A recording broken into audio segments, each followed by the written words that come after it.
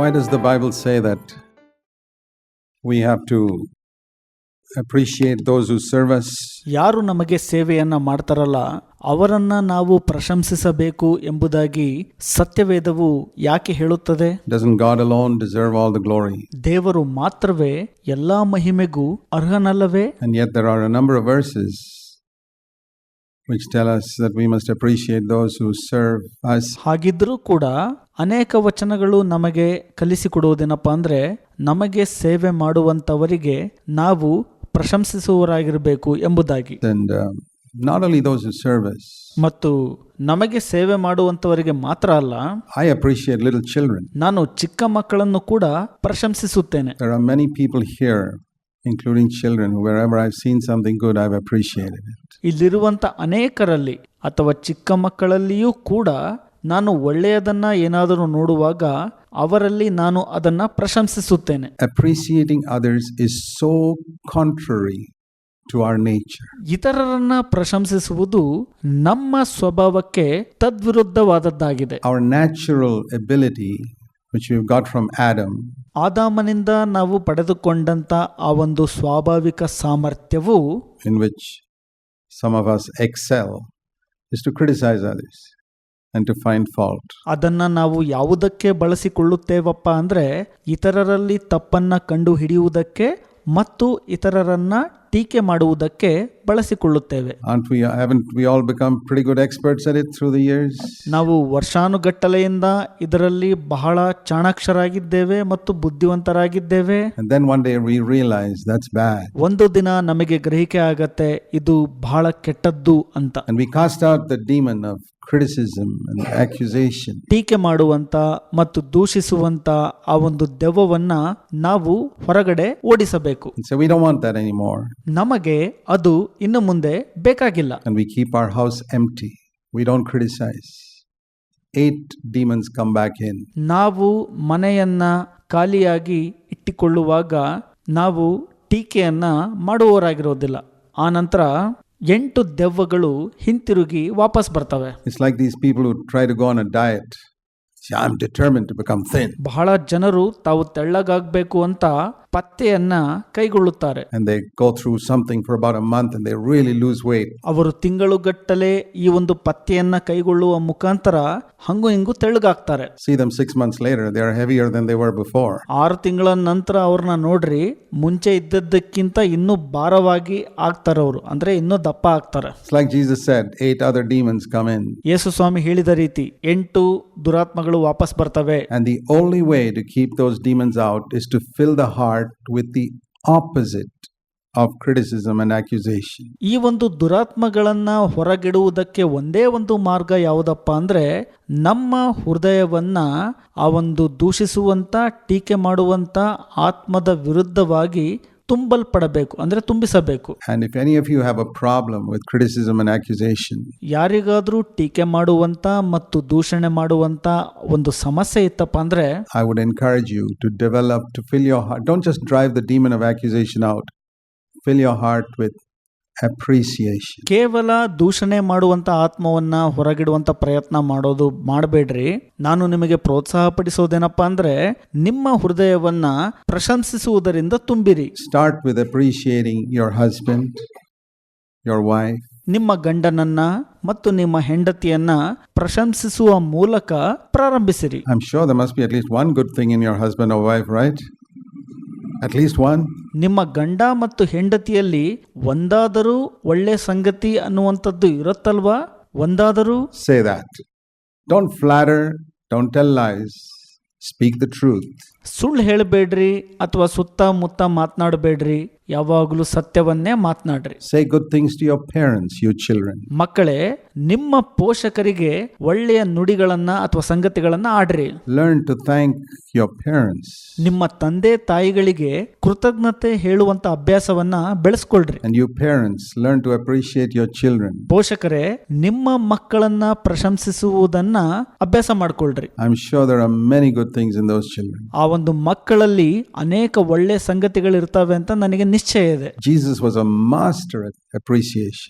Yesu Swami ಪ್ರಶಂಸಿಸುವುದರಲ್ಲಿ ಯಜಮಾನರಾಗಿದ್ರು. He could look at an unconverted godless military man who had killed so many people, a Roman centurion. ಪರಿವರ್ತನೆ ಹೊಂದದೆ ಇರುವಂತ ಅದೈವಿಕನಾದಂತ ಎಷ್ಟೋ ಜನರನ್ನ ಕೊಂದಂತ Roman ಶತಾಧಿಪತಿಯನ್ನ ಯೇಸು ಸ್ವಾಮಿಯು ನೋಡಿದರು. Who didn't know anything about the Bible and say to him in the publicly. ಆತನಿಗೆ ಸತ್ಯವೇದದ ಬಗ್ಗೆ ಏನೂ ಗೊತ್ತಿರಲಿಲ್ಲ. ಆದರೂ ಕೂಡ ಯೇಸು ಬಹಿರಂಗವಾಗಿ ಸಾರ್ವಜನಿಕವಾಗಿ ಹೇಳಿದ್ದೇನಪ್ಪ ಅಂದ್ರೆ, I have never seen faith like this in anyone in Israel. That's in Matthew chapter 8. ಮತ್ತಾಯ 8ನೇ ಅಧ್ಯಾಯದಲ್ಲಿ ಹೇಳಿರುವ ಪ್ರಕಾರ ಈತನಲ್ಲಿರುವ ನಂಬಿಕೆಯು ಇಸ್ರಾಯೇಲರಲ್ಲಿ ನಾನು ಎಲ್ಲಿಯೂ ಕಂಡಿಲ್ಲ ಎಂಬುದಾಗಿ ಯೇಸು ಹೇಳುತ್ತಾರೆ. Somebody could have gone to him and said, Lord, don't say that, it'll puff up his head. ಯಾರಾದ್ರೂ ಬಂದು ಯೇಸು ಸ್ವಾಮಿ ಹೇಳಿದಿರಬಹುದು, ಓ ಕರ್ತನೇ ಈ ರೀತಿ ಹೇಳ್ಬೇಡ, ಅದು ಆತನಿಗೆ ಹೆಮ್ಮೆ ತರಿಸಬಹುದು ಅಂತ. Or somebody would have gone to him. You know, there are a lot of stupid people like that who would go to him and say, oh, the Roman centurion, I hope you didn't get puffed up by all that was said. ಅಲ್ಲಿ ಅನೇಕ ಮೂಢ ಜನರು ಇರ್ತಾರೆ ಅಂತ ನಾನು ನೆನೆಸ್ತೀನಿ. ಅವರಲ್ಲಿ ಕೆಲವರು ಶತಾಧಿಪತಿಯ ಬಳಿಗೆ ಹೋಗಿ, ಓ ನೀನು ಹೆಚ್ಚಳ ಪಡಬೇಡ ಈ ರೀತಿ ಹೇಳಿದ್ದಕ್ಕೆ ಅಂತೆಲ್ಲ ಹೇಳಿರಬಹುದು. All people are not like you. You get puffed up. The other person doesn't. Don't think everybody's like you. ಎಲ್ಲರೂ ನಿಮ್ ತರ ಇರ್ತಾರೆ ಅಂತ ನೆನೆಸ್ಬೇಡ್ರಿ. ನೀವು ಹೆಚ್ಚಳ ಪಡಬಹುದು ಅಥವಾ ಹೆಮ್ಮೆ ಪಡಬಹುದು, ಆದ್ರೆ ಆತ ಹೆಚ್ಚಳ ಪಡದೇ ಇರಬಹುದು. ಆ ರೀತಿಯ ಯೋಚನೆ ಮಾಡಬೇಡ್ರಿ ಅವತ್ತು ಕೂಡ. Do you think Jesus would make that man sin? ಯೇಸು ಸ್ವಾಮಿ ಆ ಮನುಷ್ಯನನ್ನ ಪಾಪ ಮಾಡುವಂತೆ ಮಾಡಿದ್ರು ಅಂತ ನೆನೆಸ್ತೀರಾ ನೀವು? He was demonstrating the opposite of the satanic nature we've all got from Adam, of never expressing appreciation to our children or our parents or to elders or brothers or sisters. ಆದಾಮನಿಂದ ನಾವು ಸೈತಾನನ ಸ್ವಭಾವವನ್ನ ಪಡೆದುಕೊಂಡದ್ದನ್ನ ಯೇಸು ಸ್ವಾಮಿ ಅದನ್ನ ತೋರಿಸಿಕೊಟ್ರು ನಮ್ಮಲ್ಲಿ. ಅದು ಯಾವುದಪ್ಪ ಅಂದ್ರೆ ನಮ್ಮ ತಂದೆ ತಾಯಿಗಳನ್ನ, ಚಿಕ್ಕ ಮಕ್ಕಳನ್ನ, ಹಿರಿಯರನ್ನ, ಸಹೋದರ ಮತ್ತು ಸಹೋದರಿಯರನ್ನ ಪ್ರಶಂಸಿಸದೇ ಇರುವಂತದ್ದು. And if we say that we're going to live a new covenant life, we got to live like Jesus. We've got to learn to appreciate one another. ನಾವು ಹೊಸ ಒಡಂಬಡಿಕೆ ಜೀವಿತವನ್ನ ಜೀವಿಸಬೇಕು, ಯೇಸು ಸ್ವಾಮಿಯ ರೀತಿಯಲ್ಲಿ ಜೀವಿಸಬೇಕು ಅಂತ ನೀವು ಬಯಸುವುದಾದರೆ ಮೊದಲು ಇತರರನ್ನ ಪ್ರಶಂಸಿಸುವುದನ್ನ ಕಲಿತುಕೊಳ್ಳ್ರಿ. And especially those who serve us, like our parents, physical parents, spiritual parents. There's nothing wrong in that. ವಿಶೇಷವಾಗಿ ನಮಗೆ ಸೇವೆ ಮಾಡುವಂತವರನ್ನ, ಅದರಲ್ಲೂ ಪೋಷಕರನ್ನ, ಶಾರೀರಿಕ ಪೋಷಕರು, ಆತ್ಮಿಕ ಪೋಷಕರು, ಅದರಲ್ಲಿ ತಪ್ಪೇನೂ ಇಲ್ಲ. And parents, when your children appreciate you, accept it. ತಂದೆ ತಾಯಿಗಳೇ, ನಿಮ್ಮ ಮಕ್ಕಳು ನಿಮ್ಮನ್ನ ಪ್ರಶಂಸಿಸುವಾಗ ಅದನ್ನ ಒಪ್ಪಿಕೊಳ್ಳಿರಿ ಮತ್ತು ಸ್ವೀಕಾರ ಮಾಡಿಕೊಳ್ಳಿರಿ. Don't slide it and say, oh, that's nothing. That Roman centurion didn't say that. ನೀವು ಅದನ್ನ ಕೇಳಿಸ್ಕೊಂಡು ಓ ಬಿಡು ಅದೇನಿಲ್ಲ ಅಂತ ಹೇಳಬಾರ್ದು. ಆ ರೋಮನ್ ಶತಾಧಿಪತಿಯು ಆ ರೀತಿಯಾಗಿ ಹೇಳಲಿಲ್ಲ. And Jesus said, you got more faith than anybody I've seen in Israel. He humbly accepted it. ಯೇಸು ಸ್ವಾಮಿ ಶತಾಧಿಪತಿಗೆ ಈ ರೀತಿ ಹೇಳುವಾಗ, ನಿನ್ನಲ್ಲಿರುವಂತ ನಂಬಿಕೆಯು ಎಷ್ಟೋ ಜನ ಇಸ್ರೇಲರಲ್ಲಿ ಇಲ್ಲ ಅಂತ ಹೇಳುವಾಗ ಶತಾಧಿಪತಿಯು ಅದನ್ನ ಸ್ವೀಕಾರ ಮಾಡಿಕೊಂಡನು. He didn't make a big show of false humility and say, oh no, I'm nobody, like a lot of people when they say that. It's all false humility. ಬಹಳ ಜನರು ಇದನ್ನ ಹೇಳುವ ರೀತಿಯಲ್ಲಿ ಇಲ್ಲ ನಾನು ಆ ರೀತಿ ಅಲ್ಲ ಅಂತ ನಕಲಿ ದೀನತೆಯಿಂದ ಆತನು ಹೇಳಲಿಲ್ಲ. ಇವೆಲ್ಲ ಒಂದು ನಕಲಿ ದೀನತೆಯಾಗಿದೆ. We've got so much of the spirit of accusation and so much of the spirit of false humility. We got to get rid of it all. ನಾವು ಹೆಚ್ಚಾಗಿ ದೂಷಣೆ ಮಾಡುವಂತ ಆತ್ಮವನ್ನು ಹೊಂದಿಕೊಂಡಿದ್ದೇವೆ, ನಕಲಿ ದೀನತೆ ಹೊಂದಿರುವಂತ ಆತ್ಮವನ್ನು ಹೊಂದಿದ್ದೇವೆ. ಇದರಿಂದ ಹೊರಬರಬೇಕು ಮೊದಲು. And be natural like Jesus. ಯೇಸು ಸ್ವಾಮಿಯ ರೀತಿಯಲ್ಲಿ ನಾವೆಲ್ಲರೂ ಸ್ವಾಭಾವಿಕರಾಗಿರಬೇಕು. And he could look at another totally unconverted person, this time a Jew called Nathanael, and say to him, ಇನ್ನೊಂದು ಬಾರಿ ಯೇಸು ಸ್ವಾಮಿಯು ಸಂಪೂರ್ಣವಾಗಿ ಪರಿವರ್ತನೆ ಹೊಂದದೇ ಇರುವಂತ ಯಹೂದ್ಯನಾದಂತ ನತಾನಿಯೇಲನನ್ನ ನೋಡ್ತಾರೆ ಮತ್ತು ಆತನಿಗೆ ಈ ರೀತಿಯಾಗಿ ಹೇಳುತ್ತಾರೆ, say publicly for everybody to listen, there's a man in whom there is no hypocrisy. ಎಲ್ಲರಿಗೂ ಕೇಳಿಸುವಂತೆ ಬಹಳ ಬಹಿರಂಗವಾಗಿ ಯೇಸು ಸ್ವಾಮಿ ಹೇಳ್ತಾರೆ, ಈ ಮನುಷ್ಯನಲ್ಲಿ ಕಪಟಿತನ ಎನ್ನುವಂಥದ್ದು ಇಲ್ಲ ಅಂತ. Boy,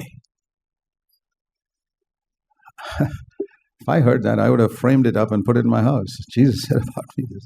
No hypocrisy in me. ನನಗೇನಾದರೂ ಯೇಸು ಸ್ವಾಮಿ ಆ ರೀತಿಯಾಗಿ ಹೇಳ್ಬಿಟ್ಟಿದ್ರೆ ಅದನ್ನ ಒಂದು ನಾಮಫಲಕ ಮಾಡಿಸ್ಬಿಟ್ಟು ನನ್ನ ಮನೆಯಲ್ಲಿ ಇಟ್ಕೊಂಡ್ಬಿಡ್ತಿದ್ದೆ. ಕಪಟಿತನ ಅನ್ನುವಂಥದ್ದು ನಿನ್ನಲ್ಲಿ ಇಲ್ಲ ಎನ್ನುವಂತ ಮಾತು. Not only that, Jesus also rebukes. He looked at Peter and said, "Get behind me, Satan." ಅದು ಮಾತ್ರ ಅಲ್ಲ, ಯೇಸು ಸ್ವಾಮಿ ಗದರಿಸಿದ್ರು ಕೂಡ ಯೇಸು ಪೇತ್ರನನ್ನ ನೋಡಿ ಈ ರೀತಿಯಾಗಿ ಗದರಿಸುತ್ತಾರೆ, ಸೈತಾನನೇ ಇಲ್ಲಿಂದ ತೊಲಗಿ ಹೋಗು ಅಂತ. I think I would have framed that also. Get behind me, Satan, and keep it up there for me to remember that if I'm not careful, if I seek my own. ಸೈತಾನನೇ ನನ್ನಿಂದ ತೊಲಗಿ ಹೋಗು ಎನ್ನುವಂತ ಮಾತನ್ನ ನನಗೆ ಹೇಳಿದ್ರು ಕೂಡ ಅದನ್ನು ಕೂಡ ನಾಮಫಲಕ ಮಾಡಿ ಇಟ್ಕೊಳ್ತಿದ್ದೆ. ನಾನು ನನ್ನ ಸ್ವಂತದ್ದನ್ನ ಹುಡುಕದೇ ಇರುವಂತೆ ಜ್ಞಾಪಕ ಮಾಡಿಕೊಳ್ಳಲು ಹಾಕಿಕೊಳ್ತಿದ್ದೆ. He will rebuke me. He loves me. He rebukes me. He appreciates me. ಆತನು ನನ್ನನ್ನು ಗದರಿಸುತ್ತಾನೆ, ಪ್ರೀತಿಸುತ್ತಾನೆ ಮತ್ತು ಪ್ರಶಂಸಿಸುತ್ತಾನೆ. We must correct our children. We must appreciate our children. ನಾವು ನಮ್ಮ ಮಕ್ಕಳನ್ನ ತಿದ್ದಬೇಕು, ಅದರಂತೆ ನಮ್ಮ ಮಕ್ಕಳನ್ನ ಪ್ರಶಂಸಿಸಲೇಬೇಕು ಕೂಡ. So, if you found, now you got to be honest here with yourself. ನೀವು ನಿಮ್ಮ ಕುರಿತಾಗಿ ಪ್ರಾಮಾಣಿಕರು ಮತ್ತು ಯಥಾರ್ಥರಾಗಿದ್ದರೆ, If any of you found a little disturbance in your heart whenever you see somebody else being appreciated, ಯಾರಾದರೂ ಪ್ರಶಂಸಿಸಲ್ಪಟ್ಟಾಗ ನಿಮ್ಮ ಹೃದಯದಲ್ಲಿ ನೀವು ಕಳವಳ ಪಟ್ಕೊಂಡ್ರೆ ಅಥವಾ ನಿಮ್ಮ ಹೃದಯಕ್ಕೆ ಅದು ಕಷ್ಟ ಅಂತ ಅನ್ನಿಸುವುದನ್ನ ನೀವು ಕಂಡುಕೊಂಡ್ರೆ, say to yourself, I've got a little bit of Satan still in my heart. ನಿಮಗೆ ನೀವು ಅದನ್ನು ಹೇಳ್ಕೊಳ್ರಿ, ನನ್ನ ಹೃದಯದಲ್ಲಿ ಸ್ವಲ್ಪ ಸ್ವಲ್ಪವಾಗಿ ಸೈತಾನನು ನೆಲೆಯೂರಿದ್ದಾನೆ ಅಂತ. I've got a little bit of hell still in my heart. ನನ್ನ ಹೃದಯದಲ್ಲಿ ಸ್ವಲ್ಪ ನರಕವು ತುಂಬಿದೆ ಎಂಬುದಾಗಿ ಹೇಳಿಕೊಳ್ಳ್ರಿ. I've got a little bit of that old Adamic nature still in my heart. ನನ್ನ ಹೃದಯದಲ್ಲಿ ಹಳೆ ಆದಾಮನ ಸ್ವಭಾವವು ಇನ್ನೂ ಇದೆ ಎಂಬುದಾಗಿ ಹೇಳಿಕೊಳ್ಳ್ರಿ. Lord, please help me from today onwards to get rid of it. ಕರ್ತರೇ, ನನಗೆ ಸಹಾಯ ಮಾಡ್ರಿ ಇವತ್ತು ಈ ವಿಷಯದಿಂದ ಹೊರಬರಲು ಅಥವಾ ಜಯಿಸಲು ಅಂತ. I want to be more like Jesus, who can appreciate even an unconverted military man. ನಾನು ಯೇಸು ಸ್ವಾಮಿಯಂತೆ ಆಗಬೇಕು. ಪರಿವರ್ತನೆ ಹೊಂದದೇ ಇರುವಂತ ಸೈನಿಕನನ್ನ ಯೇಸು ಪ್ರಶಂಸಿಸಿದ್ರಲ್ವಾ? And who can appreciate an unconverted Jew. ಪರಿವರ್ತನೆ ಹೊಂದದೇ ಇರುವಂತ ಯಹೂದ್ಯನನ್ನ ಯೇಸು ಸ್ವಾಮಿ ಪ್ರಶಂಸಿಸಿದ್ರು ಅಲ್ವಾ? Who can say to Peter, "Blessed are you, Simon." ಪೇತ್ರನನ್ನ ನೋಡಿ ನೀನು ಧನ್ಯನು ಸೀಮೋನನೇ ಎಂಬುದಾಗಿ ಕೂಡ ಯೇಸು ಸ್ವಾಮಿ ಹೇಳಿದ್ರಲ್ವಾ? Human beings haven't taught you this. My Father in heaven revealed this to you. ಮನುಷ್ಯನು ನಿನಗೆ ಇದನ್ನು ತಿಳಿಸಿಕೊಳ್ಳಿಲ್ಲ, ಪರಲೋಕದಲ್ಲಿರುವಂತ ನನ್ನ ತಂದೆಯು ನಿನಗೆ ಇದನ್ನ ಪ್ರಕಟಣೆ ಕೊಟ್ರು ಎಂಬುದಾಗಿ ಯೇಸು ಸ್ವಾಮಿ ಹೇಳಿದ್ರಲ್ವಾ? Can you imagine hearing such words from Jesus? ಯೇಸುವಿನಿಂದ ಈ ತರ ಮಾತುಗಳನ್ನ ಕೇಳಿಸಿಕೊಳ್ಳುವುದನ್ನ ನೀವು ಕಲ್ಪಿಸಿಕೊಳ್ತೀರಾ? Even to churches that had some mistakes. ಸಭೆಗಳಿಗೂ ಕೂಡ ಅಲ್ಲಿ ಸ್ವಲ್ಪ ಸಣ್ಣ ಪುಟ್ಟ ತಪ್ಪುಗಳು ಇದ್ರೂ ಕೂಡ, He says to the church in Ephesus, which had lost its first love, ಎಫೆಸ ಸಭೆಗೆ ಇಲ್ಲಿ ಹೇಳ್ತಾರೆ ದೇವರು, ಅದು ಮೊದಲ ಪ್ರೀತಿಯನ್ನ ಕಳೆದುಕೊಂಡಾಗ, I know your works. You've been so patient. You kept the doctrine pure. ನನಗೆ ನಿನ್ನ ಕಾರ್ಯಗಳು ಗೊತ್ತಿದೆ, ನಿನ್ನ ತಾಳ್ಮೆಯನ್ನ ನಾನು ಬಲ್ಲೆನು, ನೀನು ಸಿದ್ಧಾಂತವನ್ನ ಶುದ್ಧವಾಗಿ ಇಟ್ಕೊಂಡಿದ್ದಿ. Can you appreciate people who've done some things wrong? ನಿಮಗೆ ತಪ್ಪು ಮಾಡಿದಂತ ವ್ಯಕ್ತಿಗಳನ್ನ ನೀವು ನಿಜವಾಗ್ಲೂ ಪ್ರಶಂಸಿಸ್ತೀರಾ? Brothers and sisters, ಪ್ರಿಯ ಸಹೋದರ ಮತ್ತು ಸಹೋದರಿಯರೇ, many years ago, ಅನೇಕ ವರ್ಷಗಳ ಹಿಂದೆ I made the life of Jesus my study. ನನ್ನ ಅಧ್ಯಯನವನ್ನಾಗಿ ಯೇಸು ಸ್ವಾಮಿಯ ಜೀವಿತವನ್ನ ನಾನು ಇಟ್ಕೊಂಡೆ. I studied the Bible to study the life of Jesus. ನಾನು ಸತ್ಯವೇದವನ್ನ ಅಧ್ಯಯನ ಮಾಡಿದೆ, ಅಂದ್ರೆ ಯೇಸು ಸ್ವಾಮಿಯ ಜೀವಿತವನ್ನ ಅಧ್ಯಯನ ಮಾಡಿದೆ. And that's how I learned to appreciate people. ಆ ರೀತಿಯಾಗಿ ನಾನು ಕಲಿತುಕೊಂಡೆ ಜನರನ್ನ ಪ್ರಶಂಸಿಸುವುದನ್ನ.